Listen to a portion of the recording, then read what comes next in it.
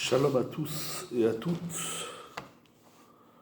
Poursuivons notre aventure fabuleuse à travers les enseignements de Rav Schwartz.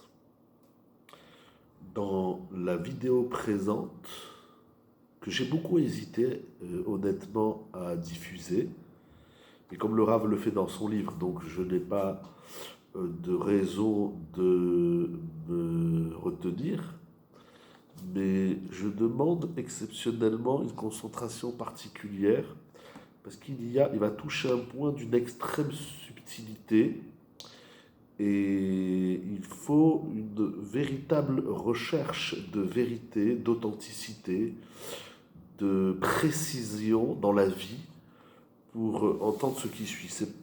C'est d'autant plus profond que subtil. Donc vraiment, exceptionnellement, et encore plus que d'habitude, beaucoup de concentration. Dans la vidéo précédente, nous avons vu déjà un point délicat qui fait référence à une très grande sougia dans la Torah, la différence qu'il y a entre Israël et les nations. Elle ne se trouve pas uniquement dans la pratique de la Torah et des mitzvot et dans la foi dans la Emouna. La différence, qui est déjà énorme en soi bien sûr, la différence existe dans tout. Tout ce qui existe dans la vie, le couple, les enfants, la parnassa, la santé, la tfila, donc la Torah, l'étude de la Torah, les mitzvot, etc.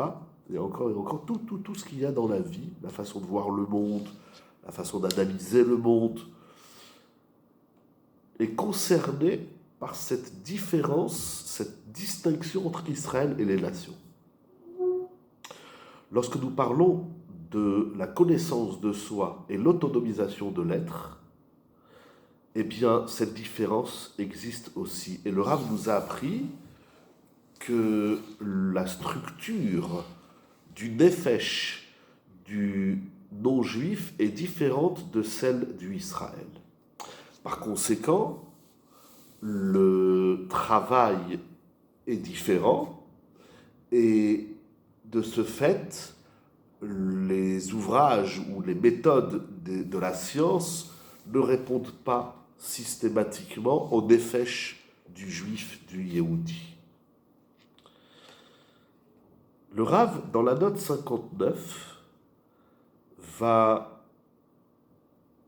expliquer deux points qui marquent la différence. Il y en a plus, il le dit lui-même, il y a plus que deux points qui marquent la différence entre l'approche de la science et l'approche de la Torah dans ce qui est la sougia de l'intériorité de l'être.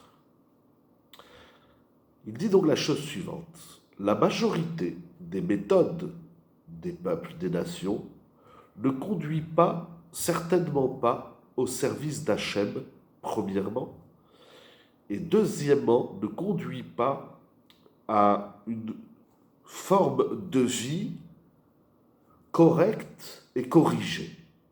Ça, c'est le premier point.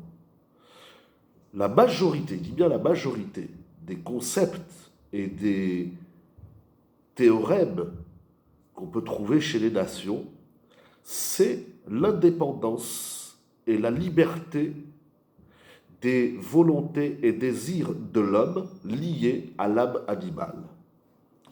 Lorsqu'on dit il y a ce que je veux, le je désire quelque chose, le moi a un désir, ce moi-là exprime le moi animal, c'est-à-dire inférieur. Et donc, on va aider l'homme à trouver les chemins qui le conduisent à atteindre, à posséder, à avoir ce qu'il désire. Par exemple, un homme qui vient en thérapie parce qu'il a peur de manquer de réussite, donc il a peur de l'échec lié à l'argent et à la richesse, tel qu'il le désire. Il veut être riche, il veut travailler, il veut gagner beaucoup d'argent, mais il a peur de ne pas réussir. Donc comment on gère la peur de l'échec dans le travail, dans la profession. Certaines chitotes dans la science des goïms encouragent l'homme, vont l'encourager, d'abord c'est bien, oui, il faut réussir dans la vie, il faut gagner de l'argent, et on va lui démontrer, lui expliquer que tout dépend de lui et qu'il peut véritablement réussir à devenir riche. C'est un exemple, la richesse, bien sûr. C'est-à-dire que certaines méthodes vont accepter le désir de l'homme. Si tu le ressens et tu le désires, très bien, on va t'aider à atteindre ton objectif. Si c'est ce que tu désires, c'est ce qui est bon pour toi. Et tout ce que l'homme doit apprendre, notamment, c'est d'enlever les obstacles, les freins qui l'empêchent de réaliser ses désirs. Pour bien comprendre très succinctement, surtout que je suis loin d'être un expert, mais je dis tel que le Rav l'écrit, nous apprend, c'est ce que proposent certaines thérapies. Pour comprendre quelle est la différence avec celle de la Torah. Dans la Torah, le cheminement proposé à l'homme, c'est d'abord de clarifier d'où vient ce ratson. J'ai le désir de travailler, d'avoir une position sociale, de gagner de l'argent. Alors, certaines thérapies vont l'aider à enlever, à gérer les obstacles, les peurs, les craintes, etc., les phobies. Non, dans la Torah, on va lui dire d'abord, va à l'origine, à la racine de ce désir. D'où vient ce désir d'être riche? Premièrement. Deuxièmement, qu'est-ce qui est la cause intérieure, profonde de ces peurs? Et ainsi de suite. Donc le travail va être orienté vers l'intériorité de la personne. Dans ce travail, ainsi l'homme va dévoiler un monde différent de ses propres désirs. Le monde, la vie, ne se restreint pas, ne se limite pas à ce que tu désires.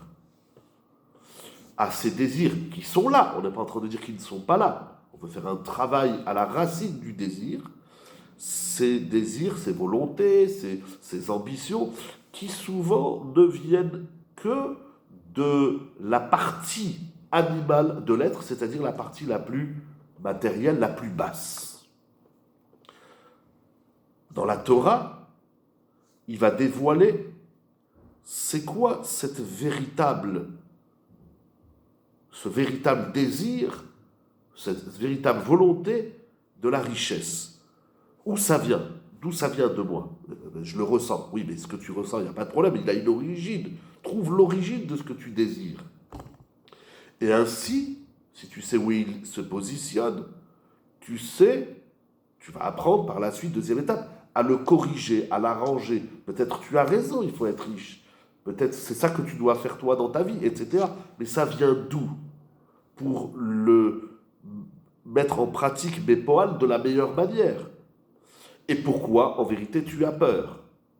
Et plus que cela, il va dévoiler en lui une proximité, un rapprochement avec Dieu, avec Hachem, et il va se rendre compte que son chemin, même s'il a le désir d'être riche, et peut-être qu'on va même l'aider dans la Torah, mais que ce n'est pas une finalité en tant que telle, mais la finalité véritable, c'est de s'orienter vers la réalisation, je dirais même mimouche, c'est palper, la palpation de ses désirs véritables et plus profonds. Une autre différence qui est quelque peu liée, nous dit le Rav, de nombreuses théorèmes, psychothérapie ou thérapie, traitent dans l'agencement du moi négatif de l'homme. Incroyable. Parce qu'on va lui apprendre à acquérir et à développer des traits et des caractères extravertis. Ça veut dire qu'il va dépendre de choses extérieures. On ne va pas lui apprendre à développer les points intérieurs, intimes de son être. Donc ce qui va augmenter l'ego et l'orgueil.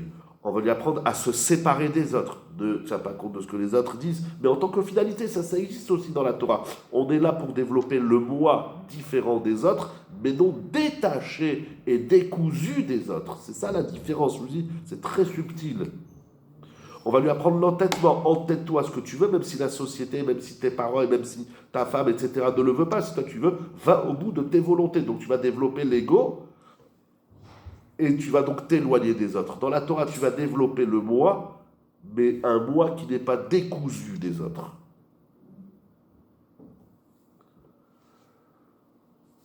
Voilà, le Rav parle de ça aussi dans d'autres livres.